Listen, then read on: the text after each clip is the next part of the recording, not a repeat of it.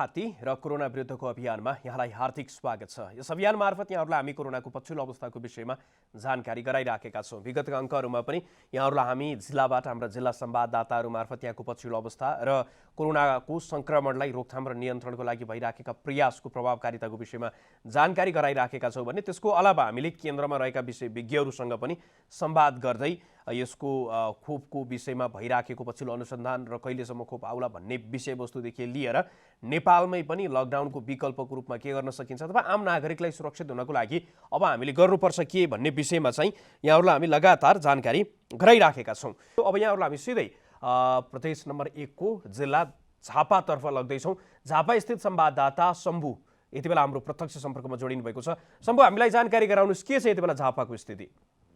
मदन, झापाको कुरा गर्ने हो भने झापामा अहिलेसम्ममा 3 जना मानिसमा चाहिँ कोरोना पोजिटिभ देखिएको छ र त्यसमध्ये हिजो मात्रै 1 जना चाहिँ कतन कमल छ बन्यानीका 30 वर्षीय एक पुरुषमा चाहिँ कोरोना पोजिटिभ देखिएको छ। उनी चाहिँ गत शनिबार साँझ मात्रै चाहिँ 11 जनाको समूह सहित चाहिँ पाखामारीको नाका हुँदै नेपाल प्रवेश गरेका थिए। मुम्बईबाट चाहिँ रेल चढेर चाहिँ पानी ट्याङ्की जुन रानीगञ्ज नाका भनिन्छ त्यहाँसम्म आएका उनी चाहिँ त्यहाँबाट पैदल हिँड्दै पाखामारी पुगेर उनको समूह चाहिँ नेपाल प्रवेश गरेको थियो। त्यो दिन मात्रै पाखामारी नाकाबाट चाहिँ कदम कमलमा चाहिँ 23 जना मानिसहरू चाहिँ नेपालीहरू चाहिँ छिरेको देखिन्छ। उनीहरूलाई सबैलाई क्वारेन्टाइनमा राखिएको छ।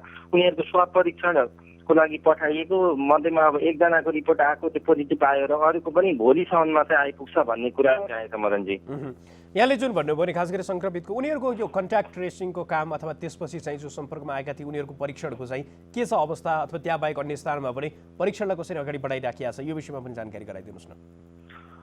झापामा पछिल्लो अवस्था अस्ति गत शनिबार जिल्ला समन्वय समिति झापामा चाहिँ प्रदेश स्तरका मन्त्रीहरू सहित बसेको थियो मिटिङ, जसले चाहिँ परीक्षणलाई पनि व्यापक बनाउने र भारतमा चाहिँ विचलित परेर बसेका नेपालीहरू छन् पूर्वी नाकाबाट आउने उनीहरूलाई पनि ल्याउँछौँ भनेर निर्णय गरिएको थियो।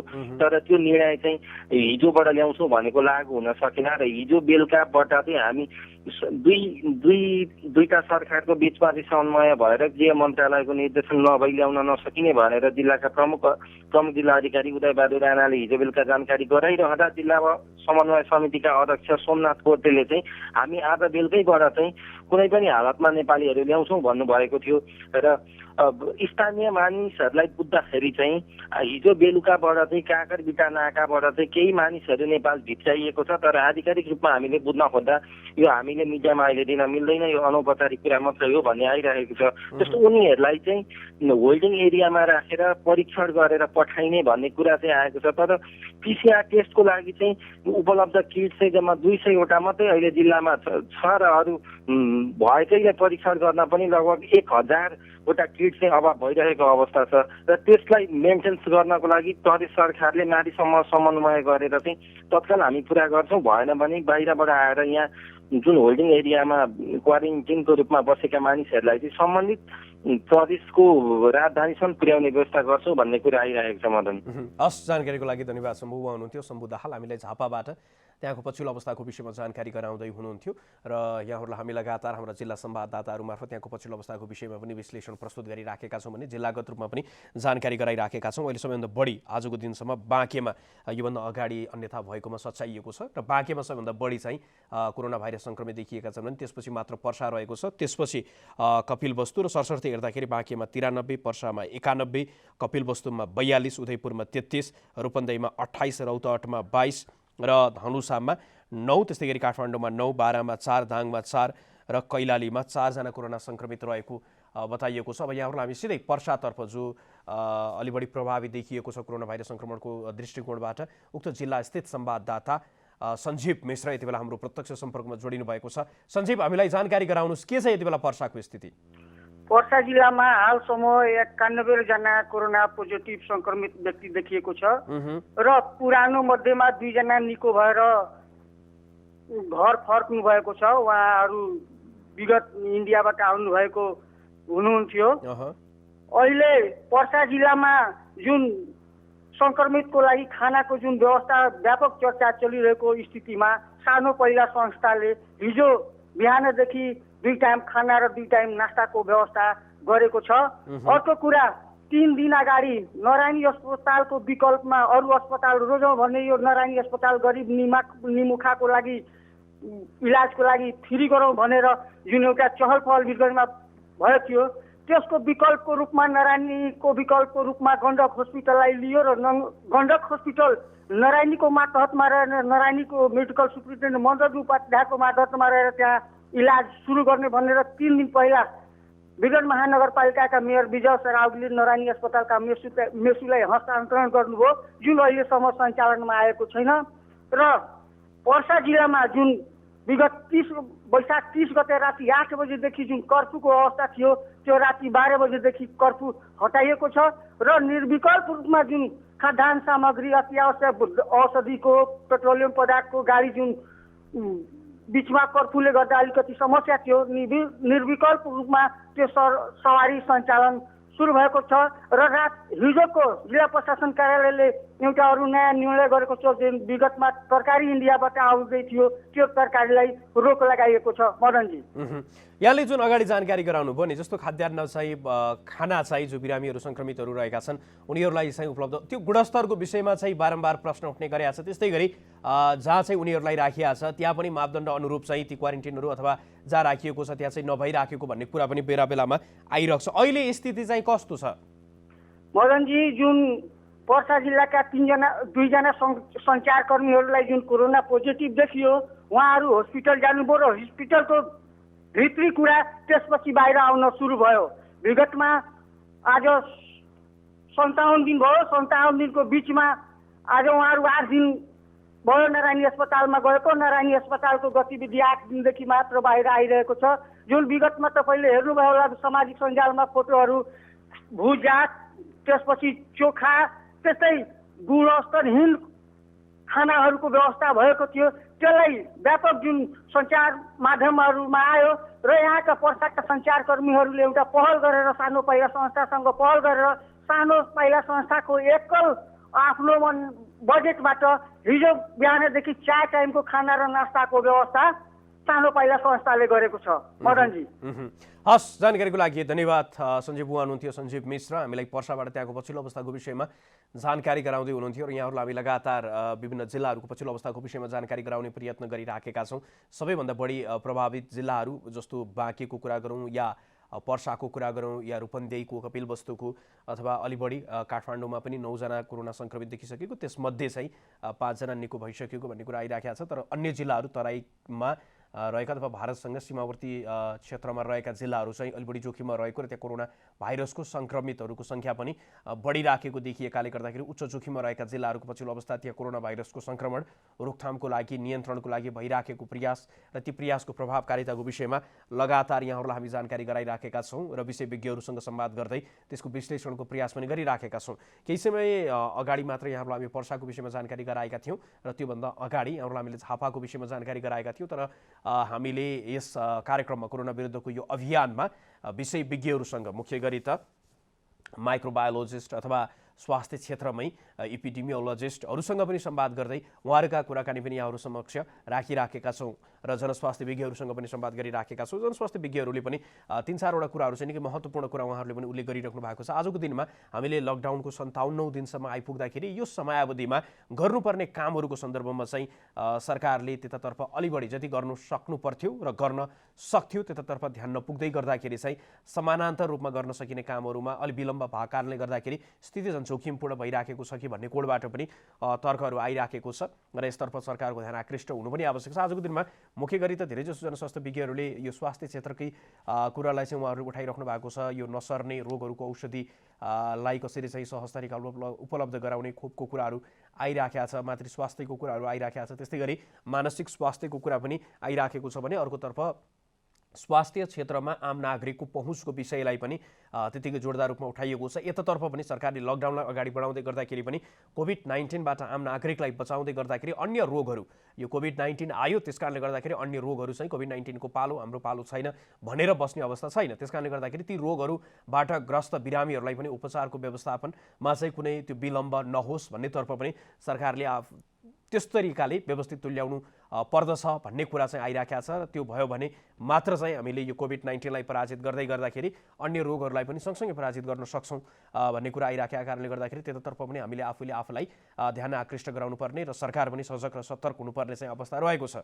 त्यसको अलावा केही समय अगाडिदेखि र अहिले पनि सरकारले औद्योगिक क्षेत्रहरूमा त्यो आंशिक रूपमा भए नै सञ्चालनमा ल्याउनु भन्ने कुरा त बारम्बार गरिराखेको छ, तर त्यसको लागि उद्योग धन्दा सञ्चालनको लागि निजी क्षेत्रले भने पर्याप्त मात्रामा सरकारले आदेश मात्रै दिने, तर त्यसको सहजीकरणको भूमिका निर्वाह नगरिदिएको कारणले गर्दाखेरि सञ्चालन गर्नको लागि अत्यन्तै कठिन परेको भन्ने कुरा पनि आइराखेको छ र यो विषयमा पनि यहाँहरूलाई हामीले जानकारी गराइराखेका छौँ। हामीले देशभित्रका नागरिकहरूको समस्या त यहाँहरूलाई जानकारी गराइराखेका छौँ। देशभित्र भएका नागरिकहरूको मात्र होइन, गैर नागरिकको समस्या पनि यहाँ परेका अल्पत्र परेका पर्यटकहरूको उहाँहरूको समस्या पनि यस कार्यक्रम मार्फत हामीले यहाँहरू समक्ष पुर्याइराखेका छौँ भने त्यसको अलावा हामीले देश बाहिर रहनुभएका नेपाली नागरिकहरूको अवस्था कस्तो छ र ती देशहरूमा यति बेला यो कोरोनाको सङ्क्रमणको स्थिति र यदि सङ्क्रमण भयावह भइराखेको छ भने त्यसबाट बस्नको लागि गरिएका प्रयासहरूको सन्दर्भमा पनि यहाँहरूलाई जानकारी गराइराखेका छौँ। र यसै सन्दर्भमा अब यहाँहरूलाई हामी नाइजेरियातर्फ लग्दैछौँ।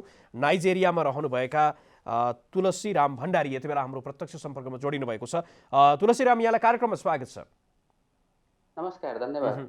के छ अहिले नाइजेरियामा चाहिँ यहाँहरूको स्थिति के छ? समग्र नाइजेरियाकै अवस्था चाहिँ कस्तो छ यो कोरोना सङ्क्रमणलाई लिएर? पहिले केसबाटै सुरु गरौँ होला। केस सुरु गर्दा पनि म नाइजेरिया मात्र नभएर पुरै अफ्रिकाको जोड्न चाहेँ यहाँनिर, किनभने पुरै अफ्रिकाको नै कहीँ न त्यति न्युजहरू आइरहेको हुँदा सायद हामी पुरै अफ्रिकाबाटै जानुपर्छ जस्तो लाग्छ। अफ्रिकाको सरकारले आजको केस हेर्ने हो भने तपाईँको 90,080 केस आएको छ पुरा अहिलेसम्मको, र त्यसबाट मृत्यु हुनेको सङ्ख्या 2850 छ भने रिकभरीको सङ्ख्या 34,869 रहेको छ। र म बसेकै देशको हेर्ने हो भने नाइजेरियाको हेर्दाखेरि चाहिँ 6,175 केस आउँदै गर्दाखेरि 191 जनाको मृत्यु हुँदै 1,644 जना चाहिँ रिकभरी हुनुभएको छ। अहिले जो तपाईँहरू चाहिँ नाइजेरियामा कति सङ्ख्यामा चाहिँ त्यहाँ नेपाली नागरिकहरू रहेको अवस्था छ र त्यहाँकै कुराकानी गर्दाखेरि चाहिँ अवस्था कस्तो छ यो विषयमा अलिक विस्तृतमा जानकारी गराइदिनुहोस् न। पहिला हामी नेपाली कति छौँ भन्नेबाट छौँ होला। हामी नेपाली यति भन्नुभन्दा पनि यति ठिकान गर्न सक्ने नम्बर चाहिँ छैन यहाँनिर नै र कसैसँग, किन भन्दाखेरि हामी पहिला इन्डियाबाट र अरू बाटो भएर आउँदै गर्दाखेरि यहाँ एक्ज्याक्ट कलेक्सन गरेको डाटा चाहिँ छैन, र अनुमानित डाटा भन्नुपर्दाखेरि 200 देखि 250 जनासम्म हामी भएको एउटा अनुमान गरेका छौँ हामीहरूले। र यहाँको अहिलेको स्थिति हेर्दाखेरि गत 4 मेसम्म 1 महिनाको लकडाउन गरेर 4 मेदेखि खुलाएको अवस्था छ। लकडाउन कसरी गर्यो भन्दाखेरि यहाँ पहिला 3वटा स्टेट ठुला स्टेटहरूमा लकडाउन गरेको थियो। आफ्नै यहाँको राजधानी ल्यागोस अनि एउटा औद्योगिक तथा व्यापारिक क्षेत्र भन्नुपर्छ यहाँको ल्यागोस र अबुजा र कानो गरेर 3वटा स्टेट चाहिँ पहिला लकडाउन गरेको थियो। अहिले एउटा स्टेटमा धेरै केसहरू देखिँदै गरेपछि एउटा स्टेट चाहिँ लकडाउन छ, तर अरू देश चाहिँ अहिले चाहिँ खुल्ला छ। खुल्ला राख्दै गर्दा पनि रातिको 8 बजेदेखि बिहान 6 बजेसम्म चाहिँ कर्फ्यू लगाएको छ। तर अहिले जसरी WHO ले वार्न गरिरहेछ कि अबको एपिसेन्टर अफ्रिका र दक्षिण अमेरिका भन्दै गर्दाखेरि त्यो अनुसारको अहिले पछिल्लो हप्तामा चाहिँ केसहरू पनि त्यही हिसाबको देखिँदै गएको छ। भनिसकेपछि अब त्यो खुल्ला गर्दै गर्दाखेरि पनि यहाँले जुन सतर्कताको कुरा चाहिँ कस्तो पाउनु भएको छ? त्यहाँ चाहिँ सामाजिक दूरीको कुरादेखि लिएर अन्य कुरामा चाहिँ आफ्नो दैनिक व्यवहारमा पनि सुधार ल्याउने कुराहरूमा चाहिँ त्यसतर्फ पनि सरकारले त्यस्तो कुनै कदमहरू चालिराखेको अथवा यहाँहरूले देख्दै गर्दाखेरि त्यहाँको स्थिति अवलोकन गर्दै गर्दाखेरि चाहिँ त्यो खुलाउँदै गर्दाखेरि फेरि लकडाउन पछिको अवस्थामा चाहिँ सामान्यतर्फ उन्मुख हुँदाखेरि चाहिँ कसरी खुलाइएको छ यो विषयमा पनि प्रकाश पारिदिनुहोस् न। पक्कै पनि लकडाउन खोल्ने भन्दा बित्तिकै लकडाउन त्यति खुकुलो रूपमा खोलिएको लकडाउन होइन। बिहान तपाईँको 9 बजेदेखि 3 बजेसम्मलाई चाहिँ कार्यक्षेत्रहरू खोलिदिएको छ। कार्यक्षेत्रहरूमा पनि तपाईँको 20 देखि 25 भन्दा माथि मिनिमम 20 देखि म्याक्स 25 सम्म चाहिँ एलाउड गरेको छ। त्योभन्दा माथि चाहिँ नहुने र सामाजिक दूरी त पक्कै पनि सामाजिक दूरी कायम गरेर र तपाईँको मास्क सेनिटाइजरहरू ग्लोभ्सहरू लगाएर नै काम गर्नुपर्ने हुन्छ। तपाईँको चेकिङहरू आइराख्ने र एक सरकार गभर्मेन्ट चेकिङहरू आइरहेको छ र आफ्नो सजगताको लागि पनि त्यो चाहिँ गरिराखिएको छ यहाँ। र त्यसो हुँदै गर्दा पनि अहिले हिजो चाहिँ यहाँको पार्लियामेन्टमा बोल्दै गर्दाखेरि यहाँको गभर्मेन्टहरूले अब चाहिँ गएको हप्तादेखि चाहिँ पुरै खोल्ने भन्ने हिसाबले केही चाहिँ कुरा उठिराखेको छ यहाँको पार्लियामेन्टमा। तर त्यो हिसाबको माहौल चाहिँ यहाँ होइन। तर यहाँको सरकार के गर्दैछ त्यो देख्दाखेरि हामी प्रवासीहरूमा चाहिँ अलिकति मनमा कहीँ चिसो डर चाहिँ पस्न लागेको छ। अब चाहिँ जसरी गर्मी गरिराखेको छ नाइजेरियामा पनि त्यो माथि पनि यहाँको चित्रलेखा गर्दै गर्दा ल्याएको यो जुन हामी जहाँ धेरै प्रवासीहरू नेपालीहरू छौँ त्यसलाई नै चित्राङ्कन गरेर इपिसेन्टर भन्दैछ। र यहाँको गभर्मेन्टले खोल्ने भन्दा गर्दै चाहिँ हामी कहीँ प्रवासीहरूलाई चाहिँ कहीँ न कहीँ चिसो पसेको अवस्था अलिकति भयावह जस्तो हुने हो कि त्यो खालको अवस्था चाहिँ पक्कै पनि छ। अब अन्तिममा चाहिँ मैले यहाँबाट जान्न चाहिराखेको अहिले जति पनि त्यहाँ नेपाली नागरिकहरू रहनु भएको छ यहाँहरू आफैमा चाहिँ यहाँहरूसँग जस्तो एकअर्कासँगको संवादमा पनि हुनुहुन्छ होला, यहाँहरूको मनस्थिति चाहिँ के छ? देशतर्फ फर्किन पाए हुन्थ्यो भन्ने खालको छ कि अथवा होइन कि जे भए पनि अब नाइजेरियामा पनि खुल्दैछ, सामान्यतर्फ उन्मुख हुँदैछ, यतै बस्न सकिन्छ भन्ने जस्तो छ कि के छ? यहाँहरू चाहिँ त्यो लकडाउन सामान्य हुँदै गर्दाखेरि कुन मनस्थितिमा हुनुहुन्छ अहिले चाहिँ? मनस्थिति अब जसरी WHL वान गरिरहेछ र यहाँ खोल्ने भन्दै गर्दाखेरि चाहिँ अलिकति डर कहीँ न कहीँ मनमा चिसो जस्तो चाहिँ भइरहेछ। किन भन्दाखेरि भर्खरै घर फर्किनु भन्ने पनि जसरी नेपाल सरकारले एकैछिन उतेरो किनु भनिरहेछ र नेपाल फर्केर पनि नेपाल सरकारले कहीँ न कहीँ धान्न नसक्ने स्थिति छ। र त्यो गर्दाखेरि अलिकति मनमा चिसो पसेको डरको अवस्था चाहिँ हो। तर घर फर्किने अवस्था माहौल बनिहालेमा चाहिँ एउटा स्वइच्छा यस्तो भर्खरै भयावह स्थिति बनेर या कहीँ दुःख पाएर त्यो घर फर्किने भन्दा पनि एउटा स्वेच्छाको देश फर्काइ चाहिँ लगभग सबै नेपालीहरूमा चाहिँ चाहत हो। हस्, यहाँको महत्त्वपूर्ण समय र संवादको लागि यहाँलाई धेरै धेरै धन्यवाद। उहाँ हुनुहुन्थ्यो नाइजेरियाबाट तुलसीराम भण्डारी र उहाँसँग हामीले नाइजेरियाको अवस्थाको विषयमा चाहिँ जानकारी लियौँ र नाइजेरियाको साथसाथमा सम्पूर्ण अफ्रिका र त्यसको साथसाथमा पनि त्यहाँ रहेका नेपाली नागरिकहरूको आजको दिनमा उहाँहरूको मनस्थिति के छ, उहाँहरू के सोचिराख्नु भएको छ र देशमा फर्कन सक्ने सम्भावनाको विषयमा पनि उहाँहरूको सोच के छ भन्ने विषयमा पनि यहाँहरूलाई हामीले जानकारी गरायौँ। अधिकांश अहिले जो पनि नेपाली नागरिकहरू वैदेशिक रोजगारीको लागि विश्वका विभिन्न देशहरूमा छरिएर बस्नु भएको छ उहाँहरूको अधिकांशको स्थिति चाहिँ सामान्य भयो भने देशमै फर्किएर यो कोरोना विरुद्धको अभियानमा अथवा संयुक्त रूपमा चाहिँ लडाई आफ्नो परिवार साथमा भएर लड्न सकियोस् भन्ने त्यो प्रकारको अपेक्षा पनि देखिन्छ। तर त्यो हुँदै गर्दाखेरि पनि अहिले स्थिति चाहिँ त्यति सामान्य बनिसकेको अवस्था छैन। तर पनि राज्यले चाहिँ आफूहरूले प्रयास गरिराखेको, राज्यको अधिकारीहरूले पनि नेपाली नागरिकहरूलाई उद्धार गर्नको लागि पहल गरिराखेको भन्ने कुरा पनि आइराखेको छ। अब पनि यहाँहरूलाई यो कोरोनाको उत्पत्तिको सन्दर्भमा हामीले तयार पारेको एउटा विश्लेषणात्मक रिपोर्ट यहाँहरू समक्ष प्रस्तुत गर्दछौँ। चीनको हुबेई प्रान्तको वुहानमा मानिसहरू एकाएक ज्वरो र रुगाखोकीले सिकिस्त हुन थाले। उनीहरूको ज्वरो र रुगाखोकीको उपचार गरिए पनि विषेक भएन। ज्वरो र रुगाखोकी बढ्दै गयो, पछि निमोनिया, सास फेर्नै कठिन हुने र अन्त्यमा बिरामीको मृत्यु नै हुन थाल्यो। यो क्रम रोकिएन जब अनुसन्धान भयो। बल्ल तथ्य फेला पर्यो कि ज्वरो र रुगाखोकी त लक्षण मात्र रहेछ। मानिसको मृत्यु कोरोना भाइरसको कारण भएको रहेछ र यसको कारण चीनको वुहान शहरमा रहेको अस्वस्थ मासु बजार रहेछ। तर पर्याप्त प्रमाणको अभावमा चीनका सरकारी अधिकारीले अस्वस्थ मासु बजार बन्द गरेनन्, जसको कारण कोरोना भाइरस फैलने मौका पायो। त्यसो त कोरोना भाइरस चीनमा देखिएको यो पहिलो पटक भने थिएन। योभन्दा अघि पनि सार्स नामको कोरोना भाइरस सन् 2002 मा देखिएको थियो र त्यसको कारण पनि 800 जनाको मृत्यु भएको थियो। आखिर चीनका यी अस्वस्थ मासु बजार र कोरोना भाइरसको सम्बन्ध के हो? के कारणले गर्दा चीनमा नै कोरोना भाइरस जनावर र चराबाट मानिससम्म सरिरहेको छ? के हो त कारण? त्यो बुझ्न पहिले कोरोना भाइरस बारे बुझ्नु आवश्यक छ। कोरोना भाइरस भनेको एउटा यस्तो भाइरस हो जो जनावरबाट मानिसमा सर्न सक्छ र यसको संक्रमणपछि रुगाखोकी, उच्च ज्वरो देखिन्छ, निमोनिया हुन्छ, बिरामीलाई सास फेर्न गाह्रो हुन्छ र अन्त्यमा मृत्यु हुन्छ।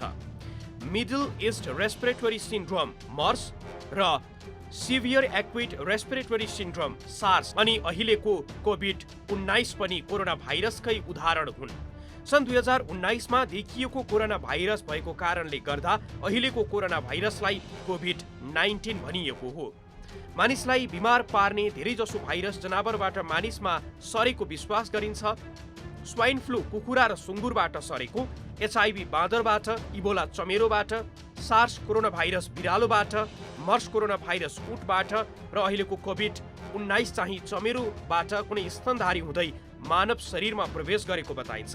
तर यकिन साथ यही नै हो भन्न सक्ने अवस्था छैन र अहिले अधिकांश पश्चिमा मिडियाले चीनको सरकारलाई कोरोना भाइरस फैलाएको आरोप किन लगाइरहेका छन् त्यसको जवाफ पनि यही विश्लेषणमा समावेश छ।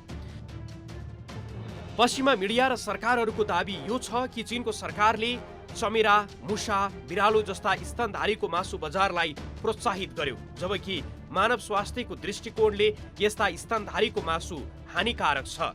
पश्चिमाको दाबी छ कि चीनको सरकारले गरिबी निवारणको नाममा यस्तो बजारलाई प्रोत्साहित गरिरह्यो। यद्यपि चीन सरकारले भने यस्ता आरोपलाई चीनलाई बदनाम गर्ने प्रोपागान्डाको रूपमा लिने गरेको छ। दर्शकवृन्द, कोरोना भाइरसको जुन अहिले पछिल्लो समयको कोरोना भाइरसको नाम राखिएको छ कि कोरोना भाइरस 2 भनेर, र यो कोरोना भाइरसको सन्दर्भमा चाहिँ जसरी कुराहरू आइराखेका छन् यो विषयमा पनि यहाँहरूलाई हामीले जानकारी गराइराखेका छौँ र यसबाट लाग्ने रोगलाई चाहिँ अहिले कोभिड-19 भनेर बताइएको छ। त्यसका लक्षणहरू देखिने क्रम पनि जारी रहेको छ र त्यो महामारीको रूपमा पनि विश्वमा फैलिराखेको छ। नेपालको हकमा कुराकानी गर्दाखेरि अधिकांश जति पनि बिरामीहरू रहनुभएका छन् अथवा सङ्क्रमितहरू रहेका छन् त्यसमध्ये अधिकांशमा यो कोभिड-19को लक्षणहरू देखिएको छैन, स्थिति सामान्य रहेको छ। तर पनि यसलाई रोकथाम र नियन्त्रणको लागि चाहिँ सरकारले प्रभावकारी ढङ्गले आफ्ना कदमहरू चाल्नुपर्ने आवश्यकता देखिराखिएको छ। अहिलेसम्म सबैभन्दा बढी बाँकेमा देखिएको अवस्था छ। बाँकेमा अहिलेसम्म 93 जना कोरोना सङ्क्रमित देखिएका छन् भने 1 जनाको कोरोना भाइरसको सङ्क्रमणपछि मृत्यु भएको छ र अहिलेसम्म निको भइसकेको अवस्था भने 0 रहेको छ। यो पछिल्लो अवस्थाको विषयमा, बाँकेको विषयमा अझै विस्तृतमा जानकारी दिनको लागि यति बेला बाँके स्थित संवाददाता रविन्द्र सिंह ठकुरी हाम्रो प्रत्यक्ष सम्पर्कमा जोडिनु भएको छ। रविन्द्र, हामीलाई जानकारी गराउनुहोस्, के छ यति बेला बाँकेको स्थिति?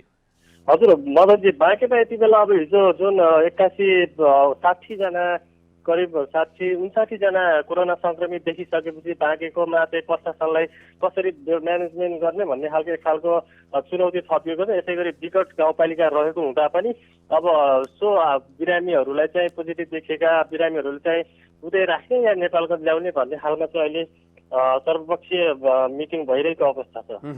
जोलाई चाहिँ कोरोना सङ्क्रमण देखिएको छ, उहाँहरूको अवस्था चाहिँ के छ? धेरैजसोमा अहिले नेपालमा हेर्दाखेरि चाहिँ भाइरसको सङ्क्रमण देखिए पनि स्वास्थ्य स्थिति भनेको सामान्य नै पहिला जस्तो थियो, पछि पनि त्यस्तै कोभिड-19 लक्षणहरू पनि नदेखिएको जस्तो पनि केही रूपमा देखिन्छ। जो सङ्क्रमित छन् उनीहरूको अवस्था, स्वास्थ्य स्थिति चाहिँ के छ? हजुर, अब उहाँहरू चाहिँ वैशाख 30 गते चाहिँ भारतबाट चाहिँ नेपाल प्रवेश गर्नुभएको थियो। उहाँहरू मुम्बईदेखि लगेर भारतका अन्य विभिन्न जिल्लाबाट चाहिँ अब हुलको रूपमा चाहिँ आएर नेपालको क्वारेन्टाइनमा बसिराख्नु भएको थियो भने यसै गरी आउने क्रम केही दिनसम्म चले तापनि अहिले नरैनापुर गाउँपालिकामा मात्र करिब 800 को हाराहारीमा या त सम्भवतः त्योभन्दा नि बढी हुन सक्नुहुन्छ त्यतिजना चाहिँ अहिले नरैनापुर गाउँपालिकाको क्वारेन्टाइनमा बसिराख्नु भएको छ भने उहाँहरूको चाहिँ बसाइ चाहिँ एकदमै अनकम्फर्टेबल रहेको छ। यसै गरी अब व्यवस्थित विकट ठाउँ भएको हुँदा पनि व्यवस्थित क्वारेन्टाइन सम्भव छैन त्यहाँ। त्यसै हुँदा चाहिँ उहाँहरू क्वारेन्टाइनमा बसिराख्नु भएको छ। त्यो हुँदा पनि त्यो ठाउँमा कोरोना सङ्क्रमित व्यक्तिको सङ्ख्या बढेसँगै हिजो राति नै जिल्ला स्वास्थ्यको टोलीले चाहिँ 49 जना व्यक्तिको चाहिँ स्वाब कलेक्सन गरेको छ। आज पनि केही कोरोना सङ्क्रमित व्यक्तिको सङ्ख्या बढ्न सक्ने अनुमान गरिएको छ र यसलाई छिट्टै नै व्यवस्थापन गरिएन भने नरैनापुर गाउँपालिका नै कोरोनाको उच्च जोखिममा रहेको छ भने अन्य धेरै व्यक्तिहरू सङ्क्रमित हुन सक्ने प्रबल सम्भावना रहेको छ। त्यस्तै गरी अहिले चाहिँ बाँकेमा अब त्यसबाट थप सङ्क्रमण नफैलियोस् भन्नको लागि चाहिँ चालिएका कदमहरू चाहिँ के रहेको छ? जस्तो यो पछिल्लो समय जुन मात्रामा देखियो त्योभन्दा अगाडिको र त्यस पछाडिको स्थितिलाई विश्लेषण गर्दाखेरि चाहिँ कस्तो पाउनु भएको छ? सरकारी स्तरबाट कुन रूपको तदारुकताका साथमा कार्य सम्पादन भइराखेको छ? हजुर, हिजो जुन मात्रामा कोरोना सङ्क्रमित व्यक्तिहरू फेला परेसँगै बाँकीले चाहिँ हिजोका भन्दा अघिल्ला दिनहरूमा चाहिँ बिहान 11 बजेदेखि साँझ 3 बजीसम्म जसरी बजारहरू चाहिँ सहज रूपमा आउजावलाई सहज बनाएको थियो पनि हिजो साँझ नै जिल्ला प्रशासनबाट एक खालको विज्ञप्ति निकालेर अस्पताल र दुध जन्ने पानी जन्ने पदार्थ बाहेक अन्य सबै सवारी साधन लगायत सबैलाई चाहिँ आवागमनमा रोक लगाएको छ भने बजारहरू बन्द गर्न लगाएको छ। अत्यावश्यक सामान मेडिकल बाहेक अन्य खाद्यान्नका पनि पसलहरू यति बेला बन्द गराएको छ। ब्याङ्कहरू पनि बन्द रहेको अवस्था छन्। यसै गरी आज नेपालगञ्ज, कोवलपुर लगायतका क्षेत्रहरू भने हिजो अस्तिको तुलनामा केही सुनसान अवस्था रहेका छन्। यो सँगै प्रशासनले कडाई रूपमा यसलाई अगाडि बढाइरहेको अवस्था छ।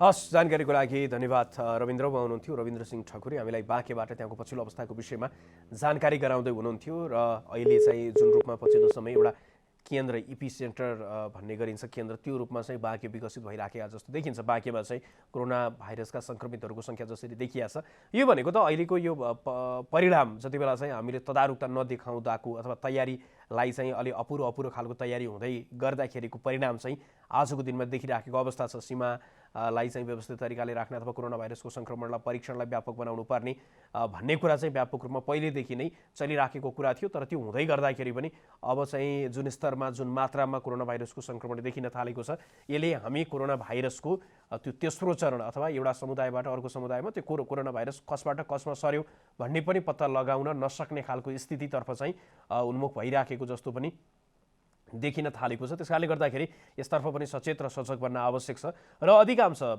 जे देखिएको छ पछिल्लो समयमा नेपालभित्रैबाट यो सङ्क्रमण हुनेभन्दा पनि भारतबाट अथवा तेस्रो देशबाट चाहिँ नेपालमा आएका नागरिकहरूलाई चाहिँ व्यवस्थित गर्न नसक्दै गर्दाखेरि त्यो समुदाय स्तरमा चाहिँ फैलन सक्ने सम्भावनाहरूलाई पनि त्यतिकै नकार्न सकिने अवस्था छैन। यो समयमा सरकारले समयमै यदि ध्यान पुर्याएको भए आजको अवस्था आउँदैन थियो कि भन्ने पनि कुराहरू भइराखेको छ भने कतै न कतै फेरि सरकारले जे जति तदारुकता देखायो अथवा प्रयास गर्यो त्यसकै स्वरूप चाहिँ आजको यो नियन्त्रण उन्मुख चाहिँ भइराखेको भन्ने कुरा पनि कतै कतैबाट आउँछ। अब त्यो आजको दिनमा निर्खेलको साथमा यस्तै हो भनेर भन्न सकिने अवस्था छैन। विशेषज्ञबाट यहाँहरूलाई हामी यो विषयमा पनि विश्लेषण प्रस्तुत गर्नेछौँ। तर त्योभन्दा अगाडि अब यहाँहरूलाई हामी सिधै कास्कीतर्फ लग्दैछौँ र समग्र गण्डकी प्रदेशको पछिल्लो अवस्थाको विषयमा जानकारी गराउनको लागि यति बेला कास्की स्थित संवाददाता गिरिधारी पोखरेल हाम्रो प्रत्यक्ष सम्पर्कमा जोडिनु भएको छ।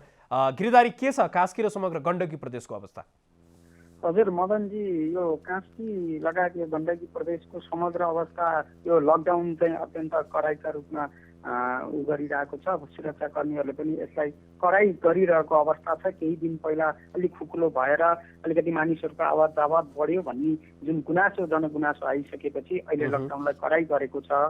र यो समग्र जुन हामीले अहिले कास्की जिल्लामा र समग्र गण्डकी प्रदेशमा यो परीक्षणको चाहिँ अलि द्रुत गतिमा भएन कि भन्ने हामीले त्यो आम जनमानसको गुनासो आइरहेको अवस्थामा मैले यो जुन कोरोना सङ्क्रमण गण्डकी प्रदेश संयोजक डाक्टर जुगबहादुर छेत्रीज्यूसँग मैले त्यो सम्पर्क गरेर टेलिफोन सम्पर्कबाट उहाँलाई मैले सोधेको थिएँ किन यो परीक्षणको गति चाहिँ स्लो भयो भन्दा उहाँको भनाइ चाहिँ के आयो भने यो परीक्षण केन्द्रबाट स्लो भएको होइन कि सम्बन्धित जिल्लाहरूले जुन स्वाब कलेक्सन गरेर पठाउनु पर्ने हो त्यो स्वाब कलेक्सन नआएको कारणले यो सङ्ख्यागत हिसाबले हेर्दाखेरि कम देखिएको भन्ने चाहिँ मैले जानकारी पाएको छु मदनजी।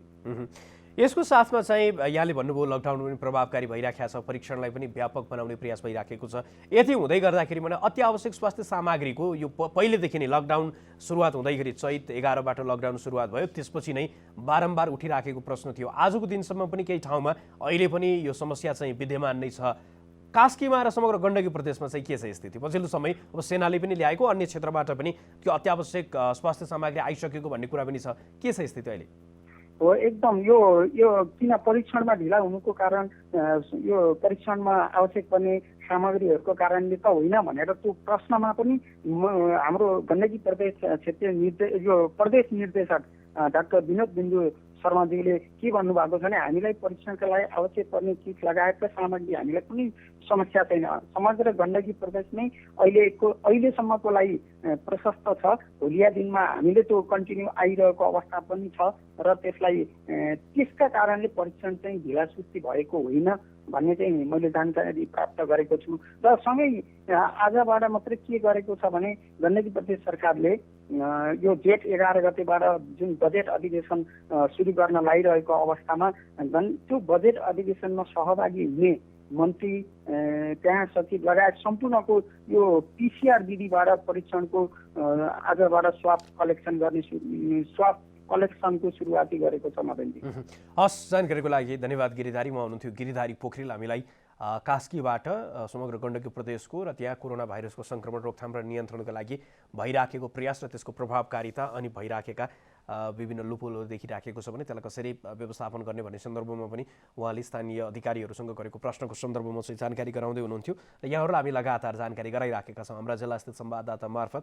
त्यहाँको पछिल्लो अवस्थाको साथसाथमा यो कोरोना भाइरसको सङ्क्रमणलाई कसरी नियन्त्रण गर्न सकिन्छ, कसरी रोकथाम गर्न सकिन्छ भन्ने सन्दर्भमा चाहिँ जानकारी प्रस्तुत गरिराखेका छौँ। र अहिलेसम्म विश्वव्यापी रूपमा हेर्दाखेरि अहिले सबैभन्दा बढी कोरोना सङ्क्रमित अमेरिकामा देखिएका छन् र मानवीय क्षतिको रूपमा हेर्दाखेरि पनि झन्डै 91,981 को चाहिँ मृत्यु भइसकेको अवस्था छ। यो सबैभन्दा बढी मानवीय क्षति विश्वको सबैभन्दा सर्वशक्तिमान भनेर मानिएको देश, जहाँको स्वास्थ्य प्रणाली, जहाँको शिक्षा प्रणाली, जहाँको बौद्धिक अथवा अनुसन्धानमा चाहिँ अलि बढी खर्च गर्ने भनेर चिनिएको देश कै स्थिति त यस्तो छ भने अब अन्य देशहरूको अवस्था कस्तो भन्ने सन्दर्भमा पनि विभिन्न कुराहरू त आइराखेको छ र अन्य देशहरूले पनि सक्दो प्रयासहरू गरिराखेका छन्। यद्यपि जो चाहिँ विभिन्न आफ्नो स्वास्थ्य प्रणालीको कारणले होस् अथवा स्वाभाविक त्यो ल्याकतको अभावमा पनि नेपाल जस्तै अन्य विकासोन्मुख देशहरूलाई चाहिँ यो नियन्त्रण परीक्षणलाई चाहिँ अमेरिकामा जसरी व्यापकता दिइराखेको छ त्यो दिन सक्ने सामर्थ्य पनि हामीसँग छैन। तर पनि सरकारले अहिलेसम्म झन्डै 30,000 को हाराहारीमा चाहिँ PCR परीक्षण गरेको छ। अब यसले PCR चाहिँ फेरि यति नै ठिक हो, यसै पर्याप्त हो भनेर भन्न सक्ने आधार छैन। यसलाई थप व्यापक बनाउनु पर्ने र जो कोरोना भाइरस सङ्क्रमित देखिएका छन् उनीहरूलाई आइसोलेट गर्नुपर्ने र एकान्तवासमा राखेर खास गरी यो बन्दोबस्तीलाई चाहिँ प्रभावकारी गराउनु पर्ने स्थिति पनि रहेको छ। यो विषयमा त यहाँहरूलाई हामी लगातार विश्लेषण प्रस्तुत गरि नै राख्नेछौँ। अब भने यहाँहरूलाई हामी सिन्धुलीतर्फ लग्दैछौँ। सिन्धुली स्थित संवाददाता रविन्द्र भट्टराई यति बेला हाम्रो प्रत्यक्ष सम्पर्कमा जोडिनु भएको छ। रविन्द्र, जानकारी गराउनुहोस्, के छ सिन्धुलीको स्थिति? सिन्धुलीमा पछिल्लो समय हेर्ने हिजो भर्खरै हाम्रो चाहिँ आरटीको भएको थियो होइन, सिन्धुलीको सदरमुकाम नगरपालिकामा गएर त्यहाँनिर चेक गर्दाखेरि 20जनामा चेक गर्दाखेरि 20जनामा पोजिटिभ देखिएको छ। तर जिल्ला अस्पताल त्यसै गरी जिल्ला जनस्वास्थ्य कार्यालय र जिल्ला प्रशासनले भने यो किटको चाहिँ विश्वास नगर्नु र फेरि स्वाबको टेस्ट आज आइपुगे पछाडि अहिले मात्रै त्यसलाई चाहिँ हामीले सत्यता लिनुपर्ने भन्दै अहिले सतर्कता रहनु र नआत्नु भनेर जिल्ला प्रशासनले आग्रह गरेको अवस्था छ। र सँगसँगै पछिल्लो समय जुन किटको र त्यसरी योभन्दा अगाडि जुन भक्तपुरमा देखिएको एउटा सङ्क्रमण थियो जुनले उहाँले चाहिँ हाम्रो भिमानमा खाना खाएर जाने भन्नुभएको थियो। उहाँको त्यो भिमान सिल गरेको लगायत घटना हेर्दाखेरि पछिल्लो समय सिन्धुलीमा अलिकति त्रास चाहिँ बढ्दै गएको अवस्था छ। हस्, जानकारीको लागि धन्यवाद रविन्द्र। उहाँ हुनुहुन्थ्यो रविन्द्र भट्टराई, हामीलाई सिन्धुलीबाट त्यहाँको पछिल्लो अवस्थाको विषयमा जानकारी गराउँदै हुनुहुन्थ्यो र यहाँबाट हामी लगातार हाम्रो संवाददाताहरू मार्फत जानकारी गराउने प्रयास गरिराखेका छौँ र बढीभन्दा बढी जिल्लाहरूसँग त्यहाँको पछिल्लो वस्तुस्थितिको विषयमा चाहिँ जानकारी गराउने प्रयत्न गरिराखेका छौँ र यसै सन्दर्भमा अब यहाँहरूलाई हामी लगातार रिपोर्टहरू पनि प्रस्तुत गरिराखेका छौँ पछिल्लो समय चाहिँ देखिएका विभिन्न यो कोरोनाकै बहुआयामिक प्रभावको विषयलाई समेटेर। र यसै क्रममा अब यहाँहरूलाई हामी एउटा अनलाइन कक्षाको विषयमा पछिल्लो समय यसका सकारात्मक र नकारात्मक पाटोको विषयमा चाहिँ बहस चलिराखेको छ, त्यसै विषयवस्तुलाई समेटेर तयार पारिएको यो विश्लेषणात्मक रिपोर्ट अबको क्रममा।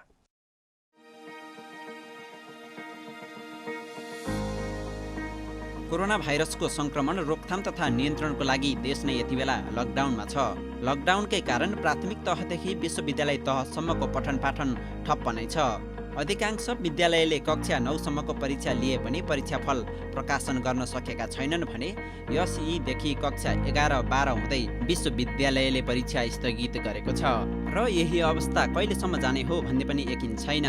एकातिर लकडाउनको अवधि अनिश्चित छ भने अर्कातिर लकडाउन सकिएसँगै पनि पठन पाठनलाई सुचारू गरिहाल्ने अवस्था छैन।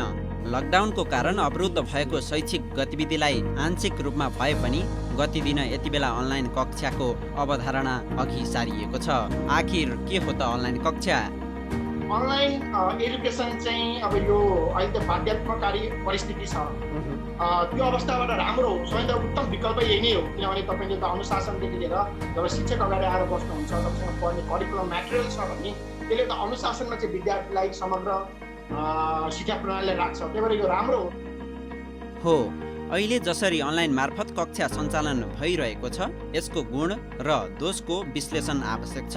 अनलाइन कक्षा मार्फत एकातिर कोरोनाको सङ्कटको समयमा केही मात्रामा भए पनि सिक्ने सिकाउने कर्मले निरन्तरता पाइरहेको छ, तर अनलाइन कक्षाको लागि आवश्यक पूर्वाधार यसको प्रभावकारिताको विषयमा भने प्रश्न उठेको छ। के आजको दिनमा सबै विद्यार्थी इन्टरनेट जडित कम्प्युटरको पहुँचमा छन् त? हुन त इन्टरनेटको पहुँच भएकालाई इन्टरनेट मार्फत र अन्यलाई टेलिभिजन रेडियोको माध्यमबाट पनि कक्षा दिन सकिने बताइएको छ। तर दूरसञ्चारका सबै माध्यमको पहुँच बाहिर हुने विद्यार्थीको सम्बन्धमा के गर्ने फरक फरक माध्यमबाट दिएको शिक्षाको मूल्याङ्कन विधि के हुने भन्ने प्रश्न पनि रहेको छ। अझ यसले समाजमा विभेदलाई नै झन बढाउने त होइन भन्ने प्रश्न पनि उब्जाएको छ। यो चाहिँ अलिकति पहुँच हुने विद्यार्थीहरू र पहुँच नहुने विद्यार्थीहरू बिच चाहिँ ठुलो ग्याप देखिएको थियो। अहिले हाम्रो देशमा तपाईँ हेर्नुहुन्छ करिब 77%, 77% चाहिँ गभर्मेन्ट स्कुलहरू नै छ होइन।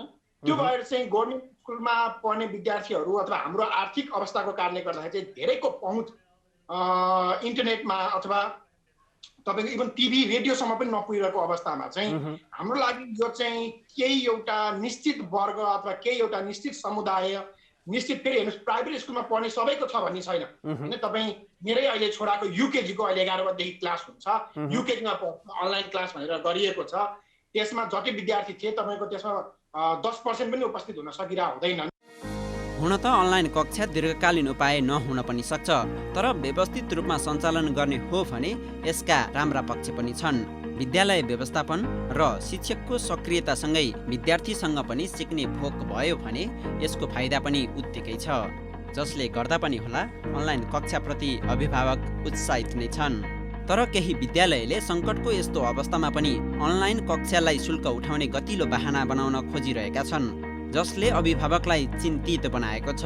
लकडाउनले आय आर्जन ठप्प भएको समयमा पनि निजी विद्यालयले मासिक शुल्क तिर्न ताकेता गरेपछि अभिभावक चिन्तित भएका हुन्।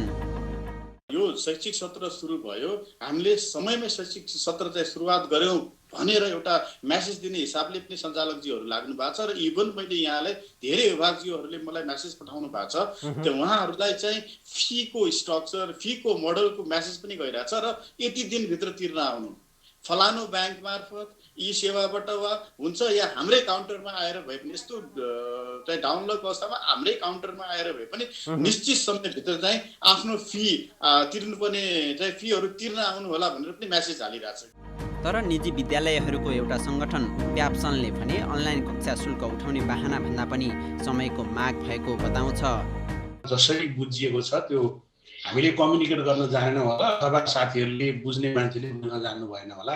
हाम्रो उद्देश्य भनेको चाहिँ अहिले अब यो जुन विषम परिस्थिति सिर्जना भयो त्यो पछाडि शिक्षा क्षेत्रमा पनि शिक्षण पद्धतिका कुरामा पनि विद्यार्थीहरूलाई हामीले सिकाइसँग गाँसिराख्नको लागि के उपायहरू अवलम्बन गर्नुपर्छ भनेर सोधखोज गर्दा अब राष्ट्रिय अन्तर्राष्ट्रिय नेपालमा त त्यति धेरै प्र्याक्टिसमा नआएको, सामान्य प्र्याक्टिसमा आएको, तर अन्तर्राष्ट्रिय रूपमा अब तपाईँ हामी सबैका भाइ भतिजा नानीहरू बाहिर छन्, ती नानीहरू के गर्दैछन् भनेर बुझ्ने क्रममा हाम्रो पनि जानकारीमा आएको र हामीले चाहिँ केही भेन्डरहरूसँग चाहिँ सरसल्लाह गऱ्यौँ। अब त्यो भेन्डरहरूसँग सरसल्लाह गर्दाखेरि सबै ठाउँमा भर्चुअल एजुकेसन सम्भव नहुने, अनलाइन तपाईँको जुन डाइरेक्ट अब टिचर र विद्यार्थी सँगसँगै भेट भएर पढाइको पद्धति पनि नेपालमा गर्न अझै समय लाग्छ, त्यसको लागि शिक्षक पनि तयार हुनुहुन्न, हाम्रो चाहिँ इक्विपमेन्ट छैन जग्गा दृष्टिकोणले र नेटको सुविधा पनि सबै ठाउँमा छैन। त्यसपछि अर्को के विकल्प भन्दाखेरि दूरशिक्षा। यो त्यसकारण भर्चुअललाई अनलाइनलाई र दूरशिक्षालाई सँगसँगै एकचोटि इन्ट्रोड्युस गर्न सकियो भने यसले कम्तीमा सबै बालबालिकाहरूलाई कुनै न कुनै दृष्टिकोणले आफ्नो पहुँचमा पुर्याउँछ भन्ने हाम्रो पहिलो उद्देश्य भनेको चाहिँ यति नै हो। अभिभावक, विद्यालय सञ्चालक तथा सरकारवाला अनलाइन कक्षा सञ्चालन गर्न सकारात्मक भए पनि पूर्वाधारको कमीका कारण अन्यलो भने कायमै छ। एकातिर कक्षा सञ्चालन गर्नु बाध्यता र कोरोना संक्रमणको त्रासका बीचको उपयुक्त विकल्प के हो त? शिक्षाविद प्राध्यापक डाक्टर विद्यानाथ कोइरालाको तर्क छ, आत्तिहाल्नुपर्ने अवस्था छैन। अहिले जुन प्रश्नहरू हामीले जुन बनाइरहेछौँ ती प्रश्नहरू भनेर बनेको परम्परागत ढङ्गका हुन्। अब आधुनिक ढङ्गबाट अलिकति क्रान्तिकारी ढङ्गबाट जाने हो भने प्रश्नलाई चाहिँ खुला मोडबाट लाने अनि त्यो खुलाबाट विद्यार्थीहरूलाई चाहिँ जाँदौ भनेर भन्ने त्यो अर्को किसिमको मोडको तरिका हुन सक्छ। त्यस्तै गरी चाहिँ तपाईँको विद्यार्थीहरूको आन्तरिक मूल्याङ्कन गर्ने र आन्तरिक मूल्याङ्कनबाटै पास गर्ने, किनभने हामीले अब लेटर ग्रेडिङ प्रणाली भनेर भन्ने चाहिँ लेखेका छौँ, क्यासको चिन्तन गरेका छौँ। अब त्यसो भने चाहिँ शिक्षकले जे नम्बर दियो त्यही नम्बर दिने हो, त्यसलाई खालि प्रमाणपत्र मात्रै दिने हो, त्यो अर्को किसिमको कुराकानी हो। त्यो अर्कोबाट हुन सक्छ वा अर्को विधि के हुन सक्छ भनेदेखि यो सबै विषयको जाँच लिनु परेन, केही विषयको मूल विषय जाँच लिने, त्यो जाँच गरेर लिए पनि हुन्छ। 10-11मा पढ्दै गरेर लिए पनि हुन्छ, 12मा पढ्दै गरे पनि हुन्छ।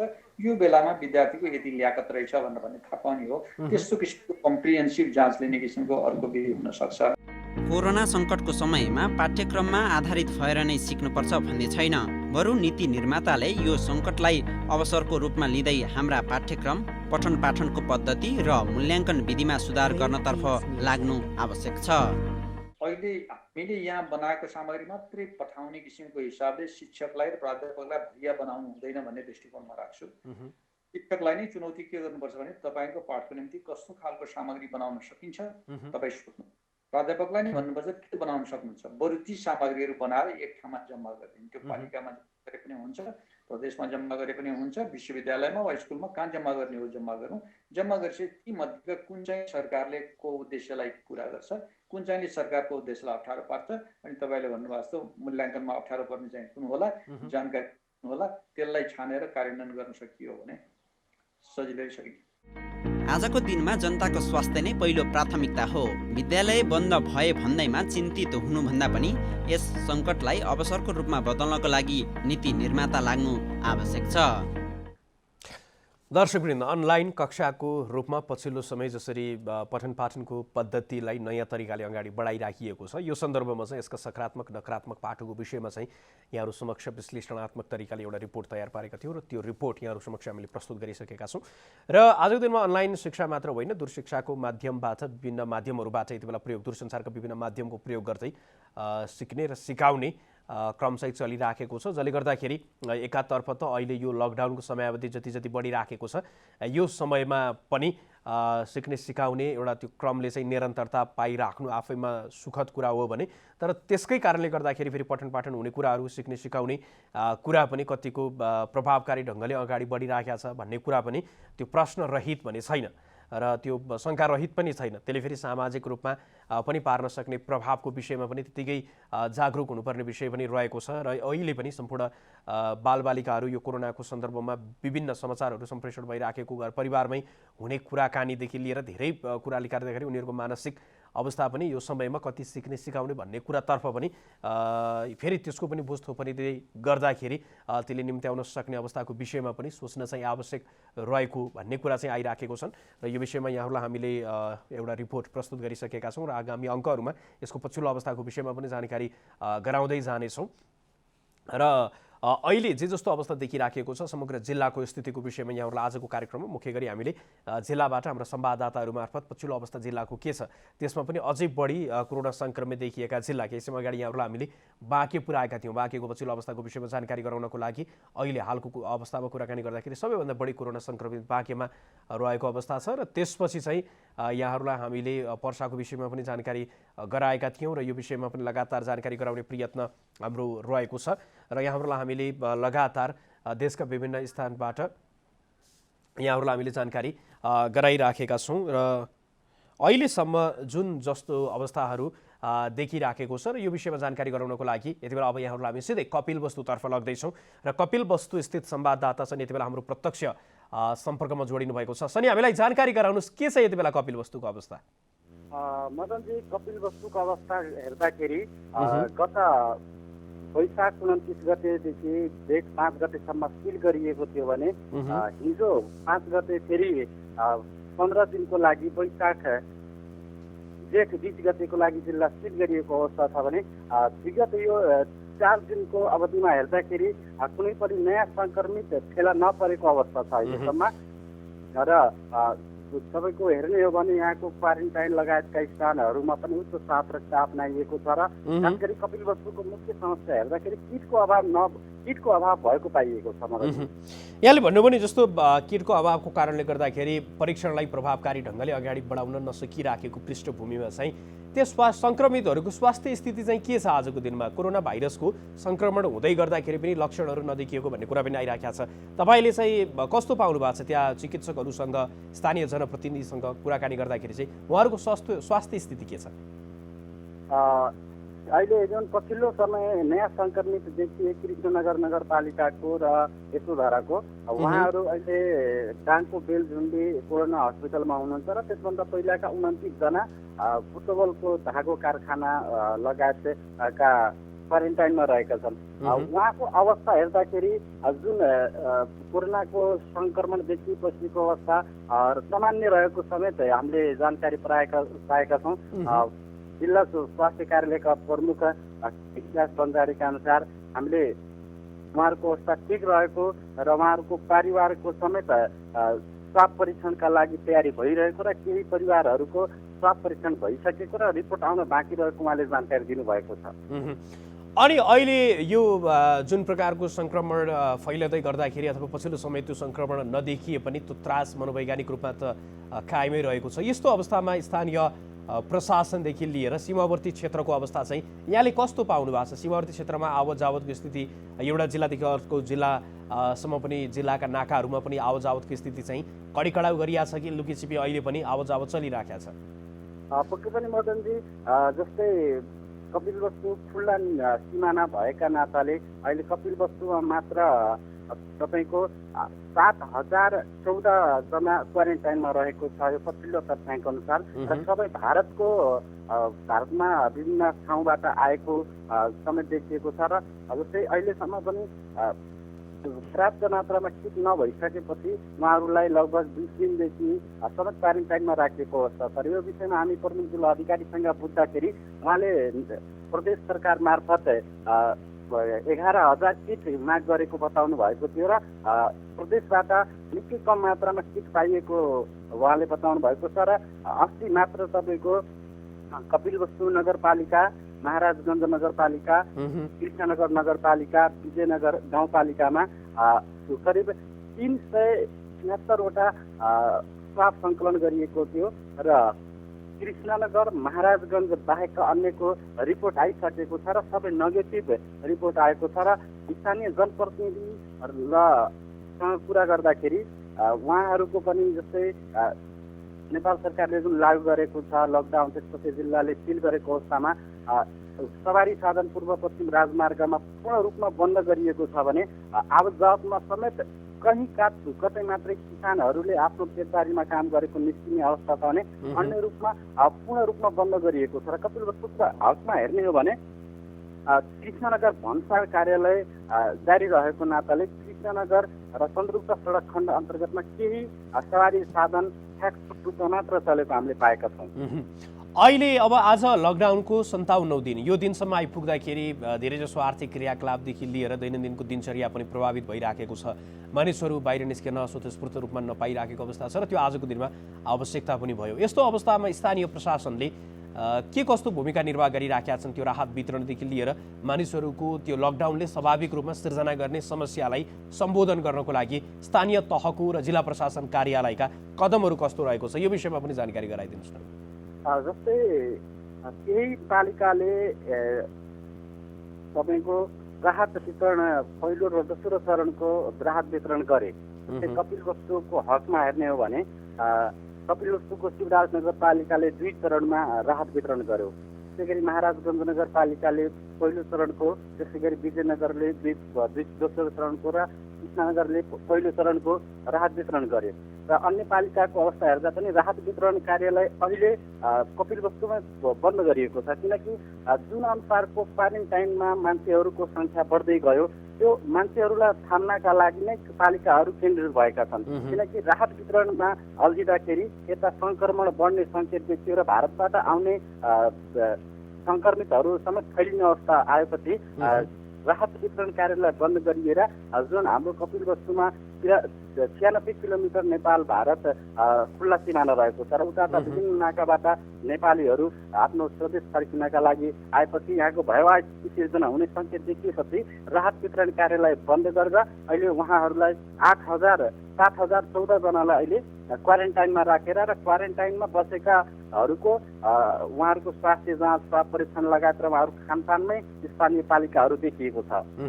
अब यहाँले भन्नुभयो क्वारेन्टिनको मापदण्डको विषयदेखि लिएर जो सङ्क्रमितहरू अथवा आशंकामा राखिएका व्यक्तिहरूलाई पनि त्यहाँ जसरी राखिया छ त्यो विषयमा चाहिँ बारम्बार प्रश्न उठ्ने पनि गरेका छ। त्यहाँ उपलब्ध गराइने खाद्यान्नको गुणस्तरको विषयमा पनि विगतको समयमा चाहिँ प्रश्न उठ्ने गरेका थियो। अहिले स्थिति के छ? जस्तै कपिलवस्तुको केही पालिकामा क्वारेन्टाइनको अवस्था हेर्ने हो भने निकै जटिल अवस्था पनि क्वारेन्टाइनमा बस्नेहरू धेरै गुनासो पनि गरेका छन्। हामी पत्रकारहरूलाई सबै फोन गरेर उहाँहरूले हामीलाई निकै समस्या भयो भन्ने किसिमको पनि जानकारी गराएका छन्। जस्तै कपिलवस्तुको कपिलवस्तु नगरपालिका अन्तर्गतका केही क्वारेन्टाइनमा तिरपाल टाँगेर अनि खाट मात्रै दिएको अवस्था छ। त्यहाँ झुलको व्यवस्थापन छैन र उनीहरूको लाइटको व्यवस्थापन छैन। त्यसै गरी केही पालिकामा राम्रो व्यवस्थापन समेत हामीले पाएका छौँ। जस्तै केही पालिकाले स्कुललाई प्रयोग गरेको छ, स्कुलमा व्यवस्थित भएको नाताले त्यहाँ शौचालय, खानेपानी र बस्ने व्यवस्थापन भइसकेपछि त्यहाँ झुल दिएर मात्रै व्यवस्थापन गरिएको छ र केही सेनिटाइजर सामग्री समेत दिएको छ भने केही पालिकाले तपाईँको बगैँचामा तिरपाल टाँगेर बस्ने गरेको हामीले फोटोहरू समेत प्राप्त गरेका छौँ र क्वारेन्टाइनबाट समेत गुनासो गरेका छौँ। र क्वारेन्टाइनमा बसेकाहरू पनि हामी 20 दिनसम्म यहाँ बस्यौँ, कहिलेसम्म हामी बस्नुपर्ने हो, हाम्रो घर नजिकै छ तर स्वास्थ्य परीक्षण भएको छैन, प्रशासनले हामीलाई जान दिएको छैन, हामी कहिले जान पाउँछौँ लगायतका प्रश्नहरू उहाँले गरिरहनु भएको छ।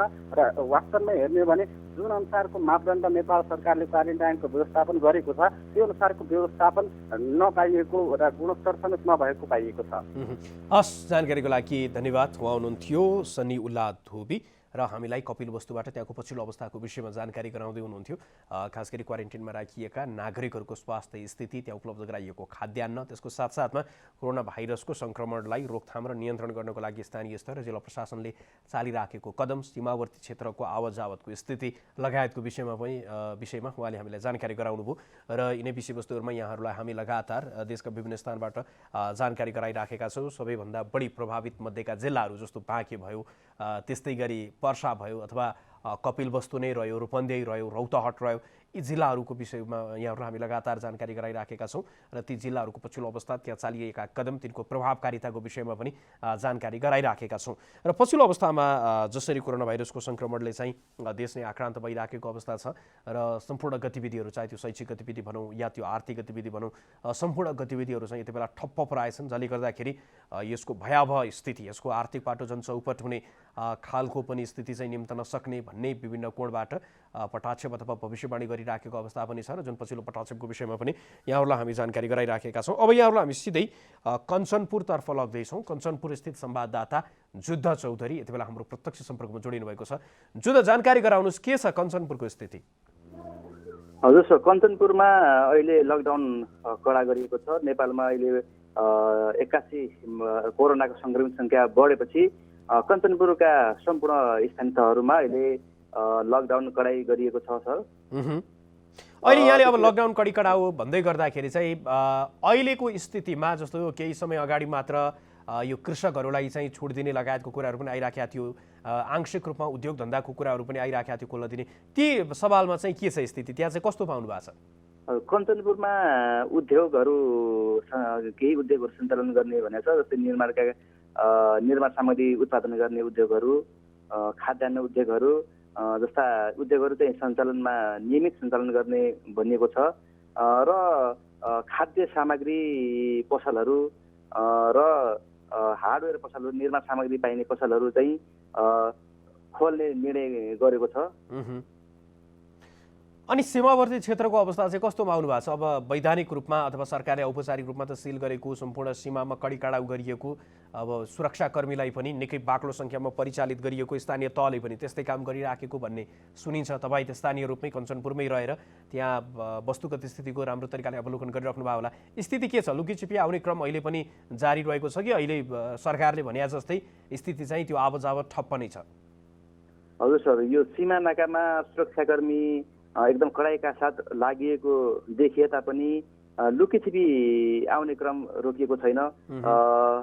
अस्ति भर्खरै नेपालको पुनर्वास नगरपालिकाबाट 26 जना नेपालीहरू भित्रिने क्रममा त्यहाँ खटिएका, ड्युटीमा खटिएका बिओपी आनन्द बजार बिओपी पोस्ट सशस्त्र प्रहरीले नियन्त्रणमा लिई भारतीय प्रहरी एसएसबी को जिम्मा लगाएको थियो। त्यसै गरी कञ्चनपुरकै बेलौरी नगरपालिकाबाट समेत केही नेपालीहरू भित्रिन खोजेको र तिनलाई नियन्त्रणमा लिई एसएसबी को जिम्मा लगाएको प्रहरीले जनाएको छ। हस्, जानकारीको लागि धन्यवाद जुद्ध। म हुनुहुन्थ्यो जुद्ध चौधरी हामीलाई पछिल्लो अवस्थाको विषयमा कञ्चनपुरको पछिल्लो अवस्थाको विषयमा जानकारी गराउँदै हुनुहुन्थ्यो र त्यहाँ लकडाउनको प्रभावकारिता साथसाथमा चाहिँ यो पछिल्लो समयमा सरकारले पनि केही निश्चित क्षेत्रलाई त्यहाँ चाहिँ लकडाउनको जुन अवस्था रहेको छ ती क्षेत्रमा चाहिँ केही खुकुलो बनाउने जस्तो कृषि कर्मको विषय होला अथवा विकास निर्माणका केही कदमहरूमा चाहिँ गर्ने भन्ने कुराहरू चाहिँ आइराखेका सन्दर्भमा चाहिँ स्थिति के छ भन्ने विषयमा उहाँले जानकारी गराउँदै हुनुहुन्थ्यो र यहाँहरूलाई हामी लगातार मुख्य गरी तराई केन्द्रित भएर नै आज हामीले यहाँहरू समक्ष विषयवस्तुहरू प्रस्तुत गरिराखेका छौँ र तराईमै रहनुभएका जिल्ला संवाददाताहरू मार्फत यहाँको पछिल्लो अवस्था कैलाली कञ्चनपुर त्यस्तै गरी पर्सा लगायत जिल्लाहरूबाट चाहिँ झापाको अवस्थाको विषयमा जानकारी गराइराखेका छौँ। यसै क्रममा अब यहाँहरूलाई हामी रूपन्देहीतर्फ लग्दैछौँ। रूपन्देही स्थित संवाददाता विकास पराजुली यति बेला हाम्रो प्रत्यक्ष सम्पर्कमा जोडिनु भएको छ। विकास, के छ यति बेला रूपन्देहीको स्थिति? पछिल्लो समय प्रदेश नम्बर 5 मा कोरोना संक्रमितको संख्या निरन्तर बढिरहेको छ। प्रदेश नम्बर 5 ले सबै प्रदेशलाई उछन्दै प्रदेश नम्बर 5 मा संक्रमितहरूको संख्या बढिरहेसँगै विशेष गरी प्रदेश सरकारको व्यस्तता बढेको छ। प्रदेश सरकारले संक्रमितहरूको उपचार र तिनीहरूको व्यवस्थापनका लागि चाहिँ विभिन्न कामहरू चाहिँ अहिले अगाडि बढाइरहेको अवस्था छ।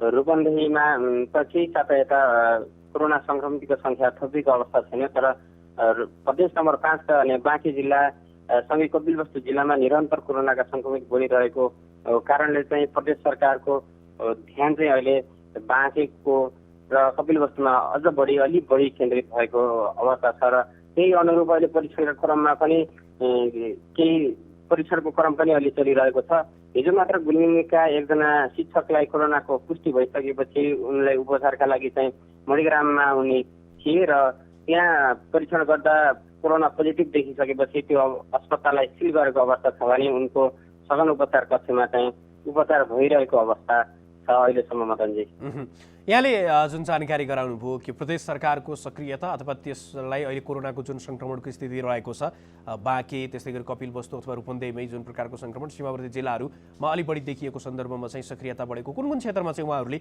सक्रियता बढाइराखेको अवस्था छ? जस्तो परीक्षणको कुरा हेर्दै गर्दाखेरि आम नागरिकले सोचे अनुरूप हुन नसकिराखेको भन्ने कुरा छ। सीमावर्ती क्षेत्रमा अहिले पनि लुकीछिपी नागरिकहरूको आवत जावत भइराख्या भन्ने कुरा पनि आइराखेको छ। उहाँहरूको सक्रियता चाहिँ केमा देखिया छ र त्यसको परिणाम चाहिँ कस्तो पाउनु भएको छ? जस्तो प्रदेश सरकारले सुरुमा 4वटा अस्पताललाई कोरोना विशेष अस्पतालको रूपमा चाहिँ विकास गर्यो र भनिएका जुन ती 4वटा अस्पतालमा बेडको संख्या कुनैमा 100 कुनैमा 50 भनेर त्यसरी बेडको संख्या तोकिएको भए पनि ती पूरा रूपमा चाहिँ निर्माण भइसकेको अवस्था थिएन। जब कोरोना संक्रमित बढ्दै गइसकेपछि प्रदेश सरकारलाई सबैभन्दा बढी चासो अहिले कोरोना विशेष अस्पतालमा बेड थपका लागि चाहिँ अहिले ध्यान गएको छ। जस्तो बाँकेमा हिजो बाँकेको नरेनापुरमा जसरी हिजो एकै दिन त्यति धेरै संक्रमितहरू चाहिँ बढिरहेको अवस्थामा अहिले पनि क्वारेन्टाइनमै राख्नुपर्ने अवस्था छ। किन भन्दा भुटोल रूपन्देहीको कोरोना विशेष अस्पताल, त्यसै गरी भैरवाको भीम अस्पताल र बाँकेकै सुशील गरेर पर्खर क्यान्सर अस्पताल पुरै त्याग भइसकेको अवस्था थियो भने बेलजेन्डीमा केही बेडहरू खाली थिए। यद्यपि त्यो अवस्था ठेल्न नसक्ने र फेरि पुनः कोरोना संक्रमित बढ्दै गइसकेको अवस्थामा चाहिँ संक्रमितहरूलाई चाहिँ कहाँ राख्ने भन्ने एउटा अनल भएका कारणले अहिले प्रदेश सरकारले चाहिँ सुरुवाती चरणमा चाहिँ परीक्षणको क्रममै छ। अहिले सुरुवाती चरण चाहिँ आइसोलेसन बेडहरू चाहिँ थप गर्ने योजना अनुसार अहिले कामहरू चाहिँ अगाडि बढाइरहेको अवस्था छ। त्यस्तै अब सीमाको नाकाको कुरा गर्ने भने जब भारतबाट रेल सुरु भइसकेपछि लुकीछिपी आउने क्रम चाहिँ रोकिएको छैन। मदनजी, पक्कै पनि सीमावर्ती क्षेत्रमा आएकालाई स्थानीय तहसँग समन्वय गरेर त्यो ल्याउने प्रयासहरू पनि भइरहेका छन्। यद्यपि त्यो ल्याउनका लागि अझै पूर्ण रूपमा चाहिँ त्यो अनुमति अझै स्थानीय तहहरूले नै पाएका छैनन्। जिल्ला प्रशासनमा पनि यसबारेमा विभिन्न छलफलहरू भइरहेको अवस्था छ। हस्, जानकारीको लागि धन्यवाद। विकासमा हुनुहुन्थ्यो विकास पराजुली हामीलाई रूपन्देहीबाट र समग्र प्रदेश नम्बर 5 को स्थितिको विषयमा पनि जानकारी गराउँदै हुनुहुन्थ्यो। प्रदेश नम्बर 5 अन्तर्गतका जिल्लाहरूमा यति बेला स्थिति अलि नाजुक पनि देखिएको छ। चाहे त्यो नवलपरासी पश्चिमको कुरा गरौँ, नवलपरासी पश्चिमदेखि लिएर अहिले नवलपरासी पूर्वको कुरा, यी चाहिँ 5 नम्बर प्रदेश अन्तर्गत नरहेका जिल्ला भए पनि यो विषयमा चाहिँ पछिल्लो समय चाहिँ कुराहरू आइराखेका छ र यो विषयमा यहाँहरूलाई हामी लगातार जानकारी गराइराखेका छौँ र पछिल्लो अवस्थाको विषयमा चाहिँ के छ स्थिति भन्ने सन्दर्भमा पनि जानकारी गराइराखेका छौँ।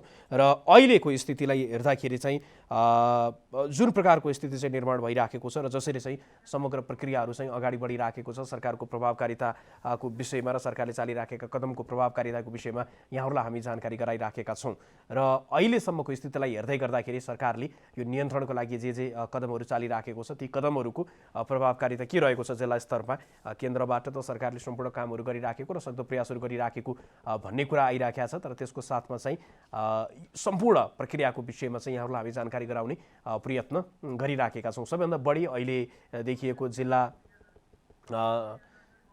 र सबैभन्दा बढी देखिएको जिल्लाको रूपमा बाँकी रहेको छ भने त्यसपछि पर्सा रहेको छ र पर्सा सँगसँगै अहिले प्रदेश नम्बर 2 का अन्य जिल्लाहरूमा पनि सङ्क्रमण देखिएको छ र प्रदेश नम्बर 2 का त सम्पूर्ण जिल्लामै सङ्क्रमण देखिसकेको अवस्था चाहिँ रहेको छ। यसै सन्दर्भमा अब हामी महोत्तरीतर्फ यहाँहरूलाई हामी लग्दैछौँ र महोत्तरी स्थित संवाददाता नवीन प्रियदर्शी यति बेला हाम्रो प्रत्यक्ष सम्पर्कमा जोडिनु भएको छ। नवीन, हामीलाई जानकारी गराउनुहोस् के छ स्थिति महोत्तरीको? हजुर मदनजी, हामी जानकारी गराउन चाहन्छौँ महोत्तरीको अवस्थाको बारेमा। महोत्तरीमा सीमापारीले गर्दा 15वटा चाहिँ सीमा छन् जुनमा अहिले चाहिँ सीमालाई अहिले टाइट गरिएको छ र अहिले ढाट लगाइएको छ जो जिल्ला प्रशासनका कार्यालयबाट हामीले जानकारी पनि भयो। हामीले सिडिओ साहबसँग कुरा गर्दाखेरि त्यहाँ चाहिँ ढाट लगाएर चाहिँ पारीको मान्छे चाहिँ आवत जावत नहोस् र यसले गर्दा चाहिँ कोरोनाको जोखिम नहोस् भनेर चाहिँ त्यहाँ टाइट गरिएको छ र फेरि कुनै ठाउँमा यसको यो पनि आवाज आयो नकारात्मक कि पछि गएर यो ढाट लाग्दाखेरि नेपाल र भारतको सम्बन्ध खराब हुन सक्छ, त्यो कुराको पनि त्यहाँ चर्चा भयो। तर होइन, यो सम्बन्ध खराब हुँदैन किनकि यो कोरोनाको सङ्क्रमितमा जोखिम नहोस् भनेर हामीले यो ढाट लगाएका छौँ र सीमापारीमा अहिले सुरक्षाकर्मी तैनात गरिएको छ, सशस्त्र जनपद र त्यो तैनात गरिएकोले। तर त्यतिले चाहिँ मात्रै पुग्दैन। अहिले चाहिँ जुन स्रोत साधन हो त्यो चाहिँ अहिले त्यति पुगिरहेको छैन। चोर बाटोबाट पनि अहिले थोर मात्रामा पनि आइरहेको अवस्था देखिरहेका छौँ र सुरक्षालाई अरू पनि कडा गर्नुपर्छ किनकि भारतबाट ट्रेन खुलिसकेका छन् र मान्छे चाहिँ भित्र पस्ने अवस्था हुन सक्छ र त्यसलाई चाहिँ क्वारेन्टाइनमा कसरी राख्ने, त्यो नेपाल र भारतको दुईटैलाई सम्झौता गरिकन त्यसलाई चाहिँ कसरी राम्रो गर्ने भने त्यो दुईटैको संवादको कुरो हो। तर यतातिर नेपालतिर पुरा टाइट र सुरक्षा कडा गरिएको छ। गोपालजी, हस्, जानकारीको लागि धन्यवाद। नवीन उहाँ हुनुहुन्थ्यो, नवीन प्रियदर्शी, हामीलाई महोत्तरीको पछिल्लो अवस्थाको विषयमा जानकारी गराउँदै हुनुहुन्थ्यो र उहाँहरूलाई हामी लगातार खास गरी उहाँ लगायत अन्य जिल्लास्थित संवाददाताहरूसँग संवाद गर्दै आजको दिनमा के छ त स्थिति भन्ने सन्दर्भमा यहाँहरूलाई हामीले जानकारी गराउने प्रयत्न गऱ्यौँ र आजको लागि कार्यक्रमलाई निर्धारित समय सकिएको छ र यहाँहरूले अहिलेसम्म यहाँहरूलाई हामीले जानकारी गराएका कुराहरू यो जनता टेलिभिजनको फेसबुक पेजबाट पनि यहाँहरूले प्रत्यक्ष रूपमा हेर्न सक्नुहुन्छ। त्यहाँ पनि यो कार्यक्रमको सन्दर्भमा चाहिँ यहाँहरूको कुनै जिज्ञासा अथवा हामीले समेट्नुपर्ने कुनै विषय छन् भने त्यहाँ पनि यहाँहरूले प्रतिक्रिया जनाउन सक्नुहुन्छ भन्दै आजको लागि कार्यक्रमलाई निर्धारित समय सकिएको छ। जनताद्वारा जनताका लागि प्रसारित जनता टेलिभिजन हेरिरहनुहोस्। जाँदै यो रिपोर्ट यहाँहरू समक्ष प्रस्तुत गर्दछौँ। आर्थिक वर्ष 2076-77 को बजेट सार्वजनिक हुँदा नेपालले 8.5% आर्थिक वृद्धि दरको लक्ष्य राखेको थियो। अर्थ मन्त्रालयले बजेटको मध्यावधिक समीक्षा गर्दै आर्थिक वृद्धि दरको अनुमानलाई 6.7%मा सीमित गर्यो। विश्व बैंकको अनुमान छ कि कोरोना भाइरसको सङ्कटका कारण नेपालको आर्थिक वृद्धि दर 1.5 देखि 2.8मा सीमित हुनेछ। लकडाउनले 1 महिना नै पार गर्दा करिब 1,50 करोड घाटा लागिसकेको बताइन्छ। हुन त यस बीचमा विकास खर्च हुन सकेको छैन। 15,32,97 करोड रुपियाँ बराबरको बजेटमा सरकारले चालु खर्चका लागि 9,57,10 करोड 14 लाख विनियोजन गरेको थियो, जुन कुल बजेटको 59% बराबर हो। त्यस्तै विकास खर्च अर्थात् पुँजीगत तर्फ 4,08,59 लाख रुपियाँ विनियोजन गरेको छ। चालु आर्थिक वर्षमा 9,81,13 करोड 83 लाख रुपियाँ राजस्व उठाउने बजेटको लक्ष्य छ। यसरी हेर्दा चालु खर्च सोचे जति हुने भए पनि विकास खर्च र राजस्व निर्धारित लक्ष्य भेट्टाउन निकै कठिन छ, जसले आगामी वर्षको बजेटको आकारलाई समेत खुम्च्याउन सक्ने बताइएको छ। यता लकडाउन कति समय लम्बिने हो भन्ने अझै निश्चित छैन। आयातमुखी नेपाली अर्थतन्त्रको सबैभन्दा डरलाग्दो अवस्था यति बेला देखिन सक्छ जति बेला भारतमा लकडाउन निरन्तर लम्बिरहन्छ। सरकारी तथ्याङ्क अनुसार हाल भारतबाट दैनिक उपभोग्य सामग्री मात्रै आयात भइरहेको छ। जुन भारतबाट आयात हुने सामग्रीको 10% मात्रै हो। भारत बाहेक हाल चीन र तेस्रो मुलुकबाट आयात ठप्प छ। यसले राजस्व सङ्कलन, उपभोग तथा वितरण प्रणालीलाई तहस नहस पार्छ। माग र आपूर्तिको डोरी चुडिन्छ। फेरि माग र आपूर्तिको डोरी जोड्ने काम नै अबको कठिन काम हुनेछ। के आन्तरिक उत्पादन बढ्ला? वर्षौंदेखि लथालिङ्ग भएको आन्तरिक उत्पादन तत्काल वृद्धि हुने अवस्था छैन। आन्तरिक उत्पादन आजको भोलि वृद्धि हुने विषय पनि होइन। त्यसका लागि केही समय पक्कै लाग्छ। सञ्चालन भएका उद्योग पनि बन्द भएको अवस्था छ। यति बेला वस्तु उत्पादन नभई व्यापार बढ्न सक्दैन। सरकारले तत्काल उत्पादनको वृद्धिका लागि पुँजीको जोहोदेखि उत्पादनको अन्य साधनको व्यवस्थापन गर्न सक्ने अवस्था पनि छैन। रोजगारीको अवस्था। नेपाली श्रम बजारमा वार्षिक रूपमा 4.5 लाख श्रमिक उत्पादन हुने गर्छन्। अर्थतन्त्रका जानकार बताउँछन् कि भारतबाट अब 5 लाख र खाडीबाट 10 लाख नेपाली नेपाल फर्कन्छन्। सबैभन्दा चुनौतीको विषय नै अब राज्यलाई तिनै 20 लाख नेपालीलाई व्यवस्थापन गर्नका लागि हुन सक्छ। कोरोनाका कारण अब भारतमा 40 लाख भारतीय गरिबीको रेखामुनि आउने विश्लेषण भइरहेको छ। त्यसको फलस्वरूप लाखौं नेपालीले मजदुरी गर्दै आएका नेपालीहरू नेपाल नै फर्कन बाध्य हुनेछन्। नेपालको श्रम बजारमा हरेक साल करिब 4.5 लाख मान्छे युवाहरू श्रम बजारमा प्रवेश गर्छन्।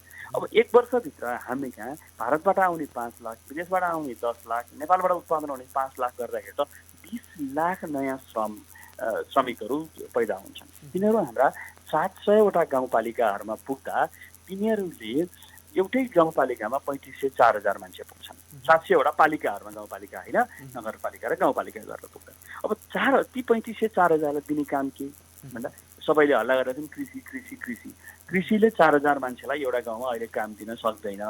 कृषिले दिएको काम 365 दिने हुँदैन, अथवा हप्तामा 1 दिन 2 दिन हुन्छ। अब मान्छेले के गर्छ? अब त्यो मान्छे क्यारम बोर्ड खेलेर दिन बिताउँदैन। अब त्यो मान्छेले सोच्न थाल्छ। हो त्यहाँबाट आउने सामाजिक समस्या अब हाम्रो लागि विकराल रूप लिन्छ। खपतको डोरी चुडिँदा सञ्चालन भइरहेका औद्योगिक क्षेत्रबाट पनि श्रमिक कटौती हुन सक्नेछन्। ठूलो आश राखिएको पर्यटन उद्योगमा पनि ह्रास आउने देखिन्छ। त्यसले होटल, हवाई, ट्राभल एजेन्सी, यातायात र त्यसमा आश्रित मजदुर वर्ग पनि बेरोजगार देखिन्छन्। समस्याको समाधान।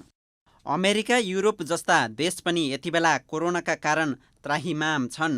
त्यसैले अब राज्यले गम्भीर रूपमा सोच्ने बेला आएको छ। राज्यले पुँजी सञ्चित गर्नुपर्ने अवस्था छ। त्यसका लागि आजैबाट विश्व बैंक, एसियाली विकास बैंक, अन्तर्राष्ट्रिय मुद्रा कोष जस्ता ठूला मौद्रिक संस्थाबाट ऋण लिनु आवश्यक छ। त्यस्तै देशमा चालु खर्चका नाममा जथाभावी रूपमा गरिने खर्चलाई पनि नियन्त्रण गरिनु आवश्यक छ। विकासका आयोजनामा गरिने खर्चमा कुनै कटौती गरिहाल्नुहुन्न। उद्योगहरू स्थापना गर्दै विकास निर्माणका कामलाई पनि प्राथमिकता दिएर रोजगारीको सृजना गर्न सक्नुपर्छ। ऋषि खतिवडाको रिपोर्ट।